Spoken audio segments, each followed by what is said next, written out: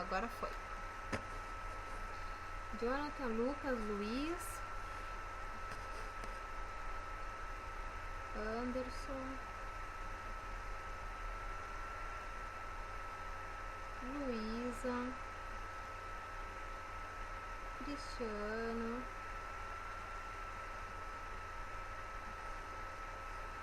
Ramires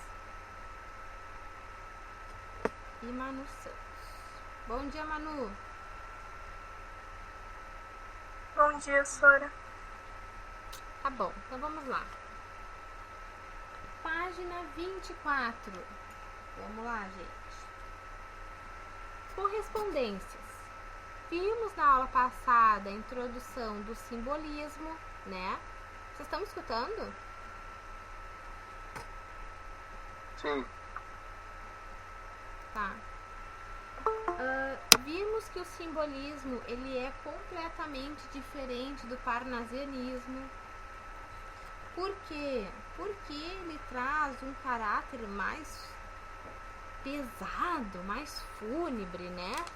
Uma coisa mais mórbida, digamos assim, até. E aí, vamos para a leitura do Correspondências, que também é do Charles Baudelaire, que é aquele mesmo escritor que eu li para vocês, aquele poema Uma Carniça. Aquele poema maravilhoso, que eu sei que vocês amaram, tá? Vamos lá. Correspondência. Ai, Manu, não balança a cabeça em negativa que eu vou ficar chateada. Manu, tu como poeta, tu tem que experienciar novas poesias para tu saberes como que tu queres ser como poeta. E Charles Baudelaire é maravilhoso. Bom dia, Nunes. É do livro didático? É, didático, página 24. Correspondências. A natureza é um templo onde vivos pilares deixam filtrar não raro insólitos enredos. O homem o cruza em meio a um bosque de segredos, que ali o espreitam com olhos familiares. Como ecos longos que à distância se matizam numa vertiginosa e lúgubre unidade. Tão vasta quanto a noite e quanto a claridade, os sons, as cores, os perfumes se harmonizam. Há aromas frescos como a carne dos infantes, doces como o oboé, verdes como a campina, e outros já dissolutos, ricos e triunfantes, com a fluidez daquilo que jamais termina, como o almiscar, o incenso e as resinas do Oriente, que a glória exaltam dos sentidos e da mente. Bom dia, Henrique Melo. Vamos ligar a câmera, por favor. Então. Tá bom, então. Tá bom, Henrique. Então, assim, gente, a primeira coisa, ao olhar para essa poesia, a gente se depara com uma estrutura formal, uma estrutura firme, né? Algo que seja não maleável como o parnasiano.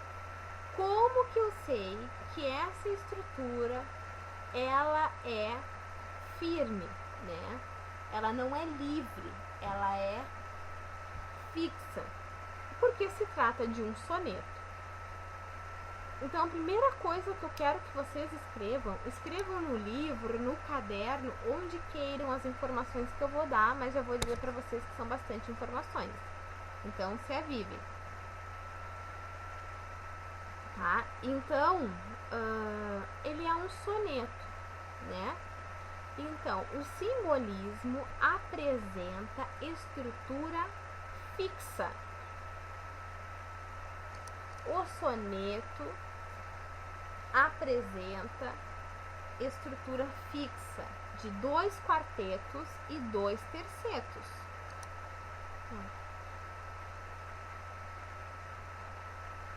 Tá? Se vir quarteto, terceto e quarteto, não é soneto. Um soneto ele tem que vir 4 versos, mais 4 versos, mais 3 e mais 3. Soneto obedece essa estrutura. Não pode ser de forma diferente. Tem que ser assim, tá? Sempre, gente. Depois tem a questão das rimas. As rimas também são importantíssimas para a poesia simbolista. Então vamos fazer uma análise da rima. Então temos ali no primeiro verso a palavra pilares. Pilares rima com familiares. Então eu vou colocar a e a, né? Depois nós temos enredos. Enredos é uma nova rima. Então vamos colocar B do lado de enredos. E segredos rima com enredos. Obrigada. Então eu vou colocar B também. Então no primeiro quarteto nós temos a estrutura A, B, B, A, tá?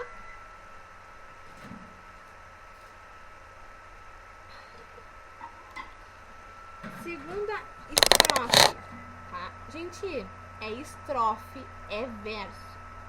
Se perguntar para vocês no verso tal ou me diga tal coisa, você tem que saber qual é o verso, qual é a estrofe. Se eu pedir para vocês, tirem exemplo da poesia, vocês vão me dizer na estrofe tal, o verso de número tal, tá? Para me darem um exemplo das coisas certinhas. Segunda estrofe. Como ecos que à distância se matizam. Começa aí. Então temos matizam. O matizam, ele não rima com pilares e não rima com segredos. Temos uma nova rima, então vamos colocar C. Depois nós temos unidade. Unidade não rima com pilares, não rima com enredos e nem com matizam. Então vamos colocar D. Claridade rima com unidade, então vamos colocar D. E harmonizam rima com matizam, C. Então a nossa segunda estrofe fica C, D, D, C, tá? Primeiro terceto, temos infantes. Infantes não rima com pilares, não rima com enredos, nem com matizam, nem com unidade. Então temos E. Campina não rima com pilares, não rima com enredos, nem com matizam, nem com claridade. Então vamos colocar F. E triunfantes ele rima com infantes. Então vamos colocar E. Termina não rima com pilares, nem com enredos, nem com matizam, nem com claridade. Mas rima com Campina. Termina Campina. Então rima com Campina, vamos colocar F. Oriente rima com infantes? Não. Pilares? Não. Enredos? Não. Temos aqui uma nova rima. G. E o mente rima com oriente, G, tá? Então, os quartetos, eles têm uma ordem, tá? Qual é a ordem dos quartetos? Anotem isso aí também. A ordem dos quartetos é a mesma, ou seja, o verso 1 rima com o verso 4. O verso 2 rima com o verso 3, tá? Enquanto os tercetos, eles oscilam. Os tercetos, eles agem de forma diferente. Eu tenho o 1 rimando com o 3 e o 2 ali fora, né? E no segundo terceto eu tenho o 1 fora, não se relacionando com nenhum deles do segundo terceto e rima o segundo verso com o terceiro verso, tá?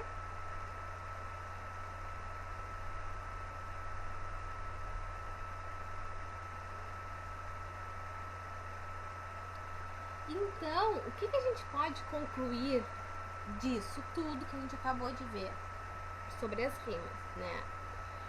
Que o simbolista, que o poeta simbolista, ele vai buscar por rima, gente. Vai buscar por rima. Os versos precisam rimar. Mas não existe uma regra que deve ser seguida, tá? Vemos isto pelos últimos tercetos, que não há regra ali, tá bom? Nos quartetos tem uma regra, nos tercetos não tem. Mas eu não posso falar de forma isolada. Eu tenho que dizer que no primeiro quarteto e no segundo quarteto existe uma, como é que eu posso dizer? Existe algo ali caminhando junto. Existe uma certa, assim, regrinha, né, entre os quartetos. Mas os tercetos não tem regra nenhuma ali. Então a gente diz que os simbolistas, eles prisam pela rima. No entanto, não há uma estrutura fixa de rima para eles, como existia nos sonetos do parnasianismo, tá bom? Outra coisa referente à rima. Por que o simbolista vai usar a rima? Porque ele quer dar musicalidade. Ele quer dar cadência para a poesia. Então coloquem aí. Tem como intento dar musicalidade e cadência à poesia. Tá bom?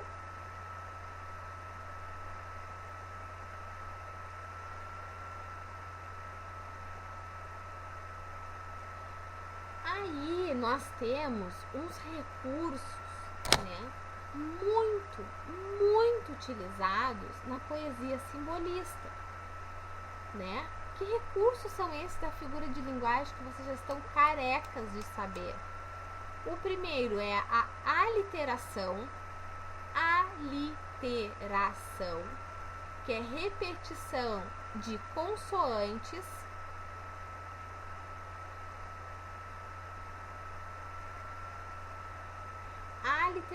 a repetição de consoantes. Que consoantes são as que mais são repetitivas dentro dessa poesia. Então temos as consoantes nasais repetitivas. Temos o M de Maria e o N de navio. Então as consoantes nasais, M de Maria e N de navio, formam a aliteração deste poema, tá?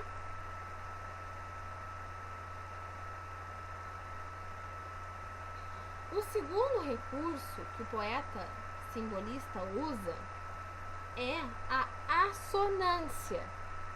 A assonância. 2 S no início, C no final. S, nancia, C. A assonância, ela é repetição de quê? De vogais. Que vogais eu tenho mais repetitivas neste poema? Eu tenho a vogal E e a vogal O. Mas Amanda, como que eu faço para saber? Eu conto? Gente, não precisa vocês perderem o tempinho precioso de vocês contando quantas palavras se repetem com M, com N, com O e com E. Não, vocês vão olhar assim e vão ver o que mais chama atenção, tá? Das palavras que estão aqui, tá bom, não tem problema nenhum.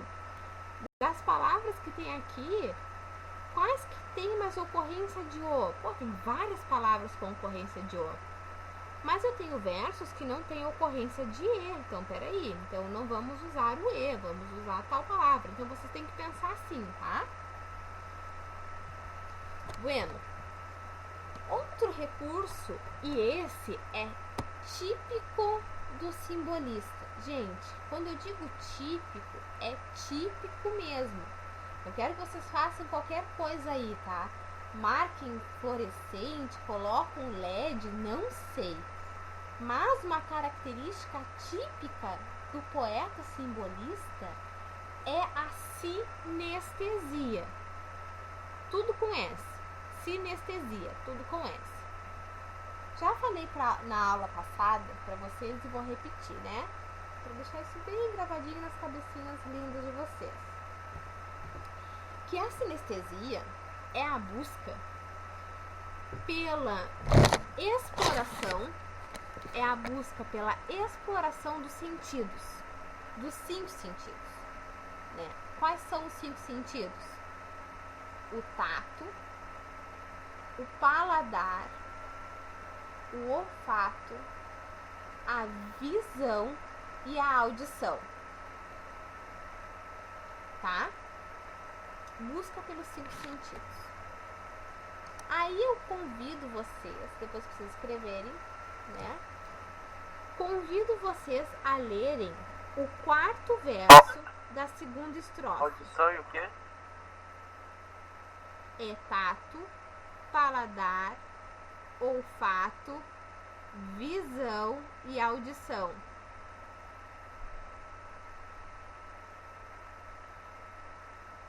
Eu tinha uma professora no ensino fundamental que ela ensinava, eu nunca mais vou me esquecer, que ela ensinava a gente botar a mão na frente. Então fazia assim, olha, tato, paladar, olfato, visão, audição. Eu nunca mais esqueci disso, porque a gente repetia isso tantas vezes, ela fazia a gente botar as mãozinhas e fazer assim. Não tem como se esquecer, tá? Bueno, então vamos lá. Então, 4º verso, 2ª estrofe, nós temos os sons. Circulem aí os sons e vocês vão colocar o quê? Audição, sons,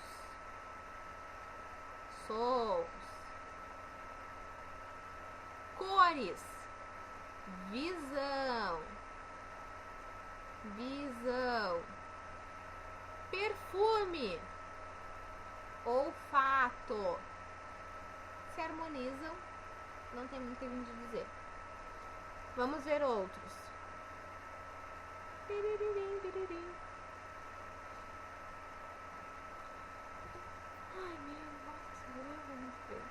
Olhos familiares, espreitam com olhos.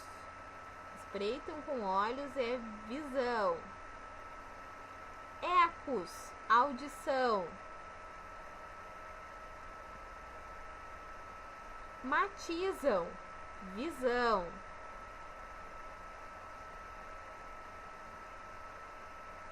Sobre que página tá isso? 24, fazendo análise do poema, Luíde. Depois, Luíde, tu vai ter que ver essa aula, tá, Luíde? Porque agora, se eu for te explicar, eu não vou conseguir e vai ficar tudo muito ruim pra ti depois pegar o fio da meada. Então, presta atenção no que eu tô dizendo e depois assiste essa parte da aula, tá, Luíde? Tá certo, senhor. Tá bom. Gente, ali, ó, há aromas frescos. Como que aromas vão ser frescos? Né? Então, aromas, ele vem do quê? De cheiro. E frescos vem do quê? Fresco é o quê, gente?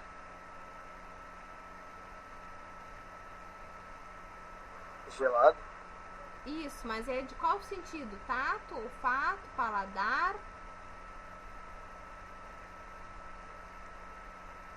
É tato, gente. Quando a gente isso, quando a gente sente um vento frio, ele toca na pele e a gente sente a temperatura. Então é tato.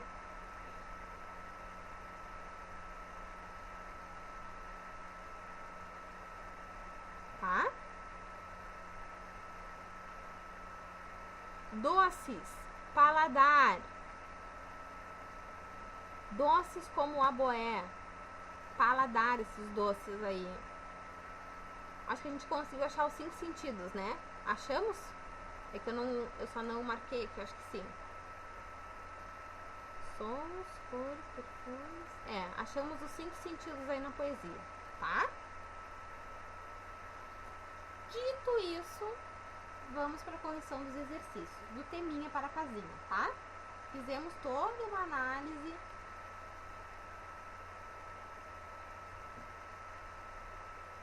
Vamos lá. Página 25. Charles Baudelaire nasceu em Paris em 1821, poeta, crítico de arte, escritor, ensaísta e tradutor. Foi um dos mais importantes literatos de todos os tempos. Sua obra literária exerceu não apenas uma profunda influência em seu tempo, mas também pode ser considerada uma das mais lidas e admiradas em tempos posteriores. Seus textos e reflexões estão entre os fundadores da literatura contemporânea. Entre suas obras destacam-se volumes de poemas intitulados As Flores do Mal. Aquele poema que eu mostrei para vocês, Uma Carniça, ele está nas Flores do Mal. Que livro maravilhoso! Os poemas em provas de Spin de Paris, publicado postumamente depois que ele morreu, e textos de crítica de pintura escritos em 1845 e 1846. Morreu em 1867. Faz pouco tempo que ele morreu, só que não. Número 1. Qual das características a seguir não está presente no poema Correspondência? Então não temos referência à mitologia grega. Mitologia grega é parnasiano. Eu preciso que vocês escrevam aí. Mitologia grega parnasiano, tá?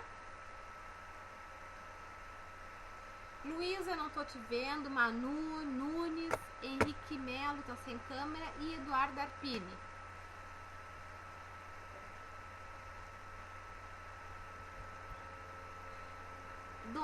Releia os 2 primeiros versos do poema A Natureza e comparada a um tempo...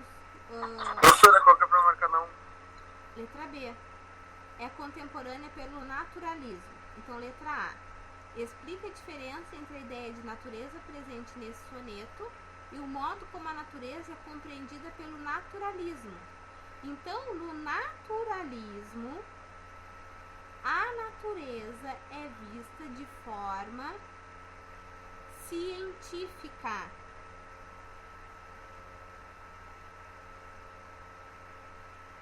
Vírgula, como uma experiência em laboratório.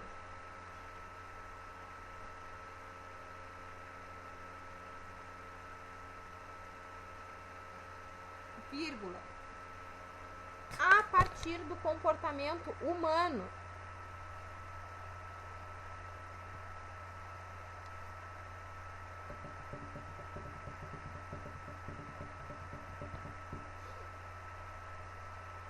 Já no simbolismo, a natureza é um templo. Já no simbolismo, a natureza é um templo, vírgula, um lugar de contemplação.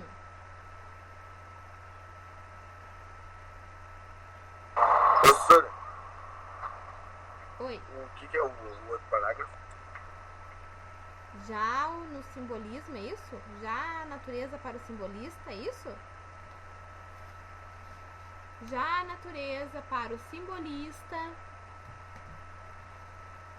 é vista como um templo, vírgula, um espaço de contemplação, vírgula,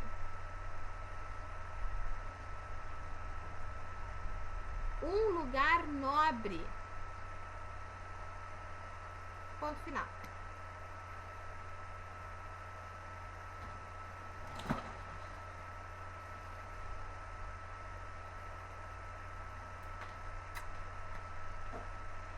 Então diz assim, qual o significado de insólitos enredos? Então, insólitos enredos significa formas infinitas significa formas infinitas de associar a natureza formas infinitas de associar a natureza. Essa é B, né? B de bola.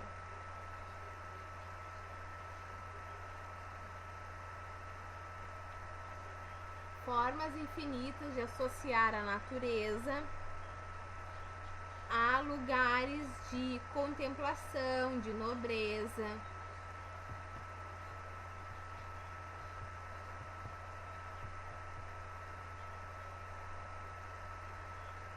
Ponto final. Insólito é dizer insólita, insólitos em enredos, né? Insólitos significa dizer fora do comum. Significa ser fora do comum, vírgula, ser raro. Ou até mesmo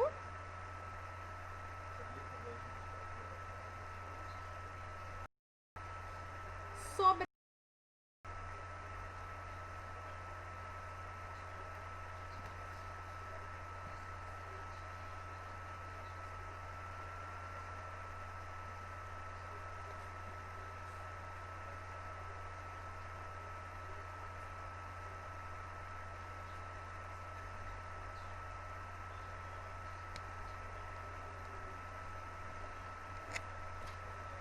bueno, C. A ideia de que no poema de Baudelaire ocorre uma filtragem da natureza para que ela se torne perceptível se opõe a uma perspectiva objetiva ou uma subjetiva. Gente, simbolismo é objetivo. Não tem aqui os sentimentos do eu lírico, tá? Então, opõe-se à visão objetiva da realidade. Tá? Opõe-se à visão objetiva da realidade, vírgula, pois a natureza não é percebida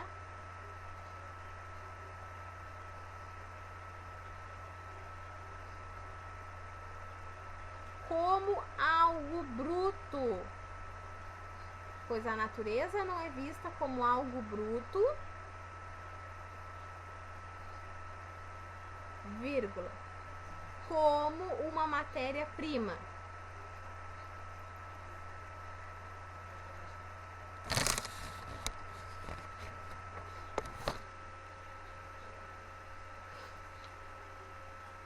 Esse poema faz referência à mistura, à combinação entre duas ou mais sensações, sentidos.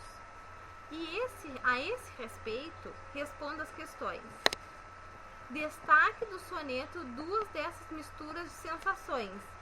Então, vocês podem pegar ali qualquer parte que vai usar as percepções de tato, de olfato, de paladar, tá? Aqui no meu livro traz assim, abre aspas, como ecos longos que à distância se matizam. Como ecos longos que à distância se matizam. É o primeiro verso da segunda estrofe.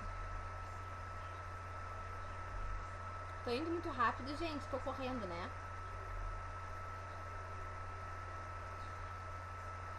Um pouquinho, senhora. É que eu tô com medo que não dê tempo de corrigir todo o tema. Tá? Então, como ecos longos que à distância se matizam. Por que que aqui há uma mistura de sensações?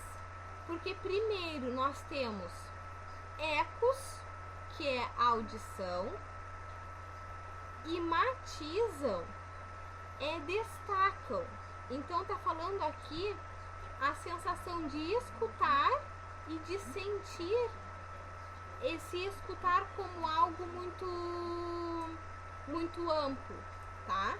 E isso meio que se confunde e se funde. O segundo é... Deixa eu ver aqui.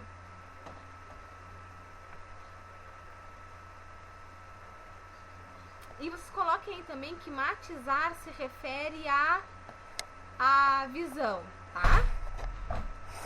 Então temos ecos, audição, e matizar, visão. Por isso que eles se como é que diz aqui? Peraí. Uma mistura de sensações, tá? Depois o outro verso que o livro traz aqui, abre aspas, doces como o oboé, tá no segundo verso do primeiro terceto. Doces como o oboé, vírgula, verdes como a campina. Então, o que é aqui de sensação que se mistura os sentidos, né? Uma coisa não tem muito a ver com a outra, digamos assim, de uma maneira mais vulgar. Então, temos o doces, que se refere ao paladar, e o verdes, que é visão. Então, temos aí, nesses dois versos, a mistura de sentidos, tá?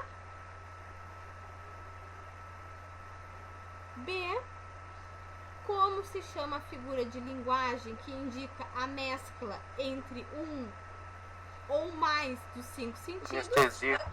Isso aí, sinestesia. Ai, já estão prontos para a prova, acho que a gente pode fazer agora.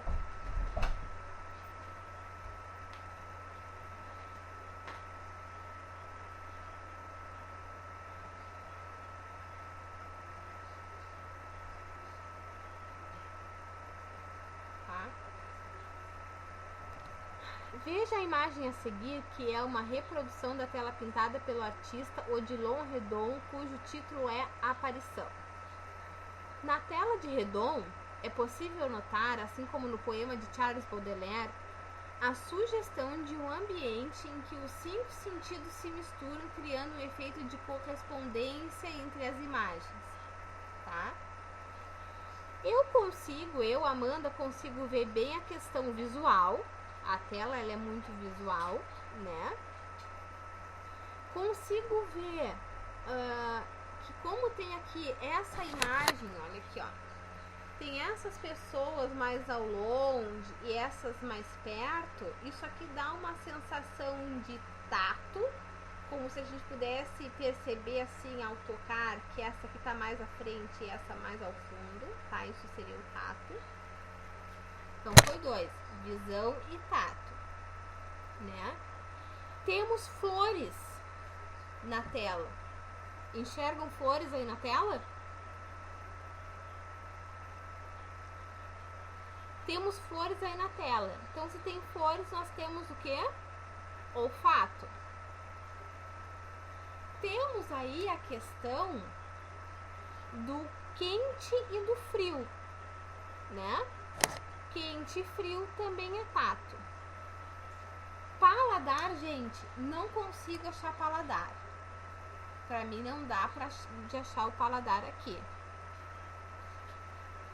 Visão foi, tato foi, olfato foi, paladar não dá. E audição eu também não tenho nada que me lembre que é audição. Não consigo achar esses dois. Alguém consegue achar esses dois?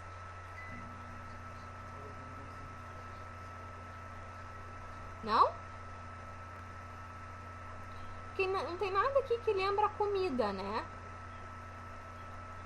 E nada que me dê, assim, uma questão de audição também. Tá? Então, para você, o que há de comum no que diz respeito à representação da natureza no soneto e na tela? Então, o que está representado nos dois aí na questão da natureza é que ambos representam um mundo imaginário, né?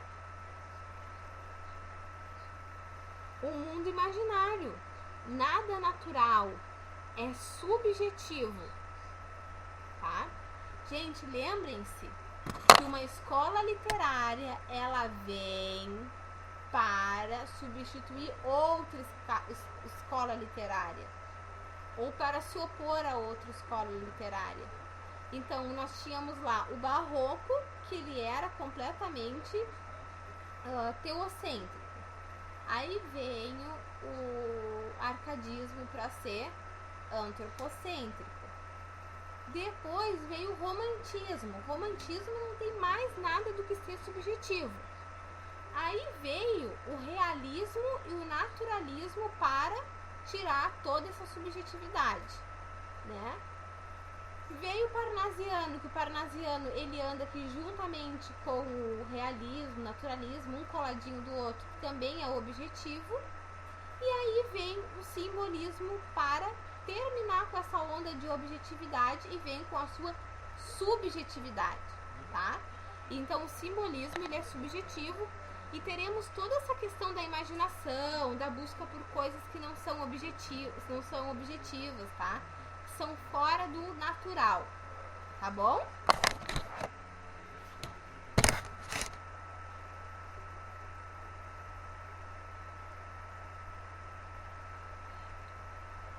Gente, vocês estão entendendo o que eu tô falando? Estão conseguindo? Tá. B. Retorne à unidade anterior que trata do parnasiano. Localize a pintura de William Trost Richards intitulada Paisagem Marítima a um farol distante. Indique 3 diferenças distantes entre as duas telas. Então, na parnasiana, nós temos uma paisagem natural. Na parnasiana, a paisagem é natural, descritiva e objetiva. É eu dizer assim, ai, essa minha paisagem, ela é completamente transparente, com letras garrafais escritas em negro, uma quantidade mínima de água, né? E está levemente gelada porque contém gotículas, enfim, descritiva, descrever o objeto, tá? Então, essa é a poesia parnasiana. Paisagem natural. Tá bem, Nunes, obrigada. Paisagem natural, representação descritiva e, obviamente, objetiva. Na tela simbolista, temos o contrário. Uma paisagem espiritual,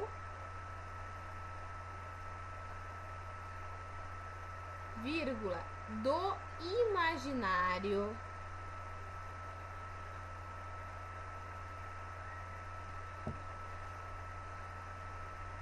e subjetiva.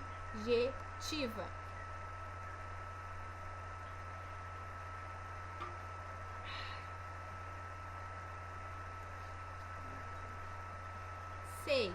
Ah, é só essa página, né, gente? Depois acabou, né? Graças a Deus. 6. 6 não, 5. O título do poema, Correspondências, se remete a uma teoria filosófica bastante difundida no período, segundo o qual todas as coisas que existem estabelecem inúmeras relações de correspondência entre si. Então é dizer que a cor azul é fria, né? Dizer, vai se pintar toda essa parede de azul, ela vai ficar muito fria. Ou quando vai pintar de vermelho, vai dizer que o vermelho é quente, né? Então, o significado da palavra correspondências é isso, é a sinestesia. É a mescla de sentido.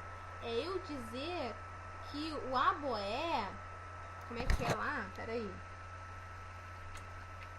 Que o doces como a aboé, verdes como a campina. É usar o paladar e a visão juntas. É eu mesclar. É eu corresponder uma coisa à outra. Tá? Tá bom? É essa mescla. Selecione e comente uma passagem do soneto lido em que essa teoria pode ser observada. Então vimos aqui, já acabei de dizer, né? Do doce, do verde.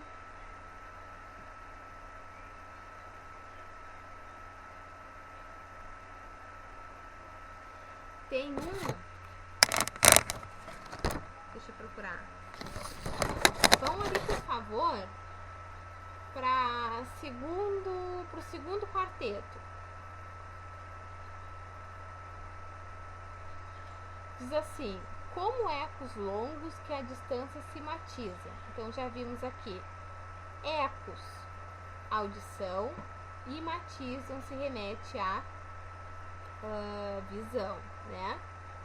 Uma vertiginosa e lúgubre unidade, tão vasta quanto a noite e quanto a claridade. Então, percebam que aqui ele faz uma correspondência de antítese também. Por que antítese? Me digam aí o que tem aí de antítese nesse verso.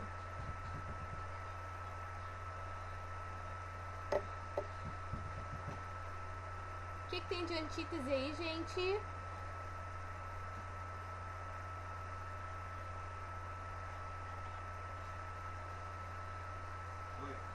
Noite e claridade? Muito bem, noite e claridade. Como que a noite pode ser clara? Não existe isso. Não existe noite e claridade clara. Então nós temos aqui uma questão antitética e que elas se correspondem, elas estão correspondendo numa imagem mais ampla, que é a imagem do próprio poema, tá? Bueno, mi gente. Então temos aqui uma outra imagem do Gustave Moreau. Ai, gente, eu tava vendo uma entrevista com uma antropóloga que falava do Lima Barreto, mas isso, Lima Barreto, é cenas para os nossos próximos capítulos, tá? É pro ano que vem, pré-modernismo. E aí, ela falou uma palavra que eu nunca tinha escutado falar daquele jeito. Eu falo Belle Époque, né? Só que ela falou a Belle... como é que é? Belle Époque. E eu fiquei pensando, meu Deus, tô falando errado esse tempo inteiro. Aí eu fui procurar no Google, digitei no Google, aí eu escutei e é uma mistura entre as duas coisas. Então eu ainda vou ter que estudar bem pra falar o negócio direito, tá? Mas por que eu tô falando isso? Porque eu falei o nome do Gustavo aqui, porque eu acho que é Gustavo, né?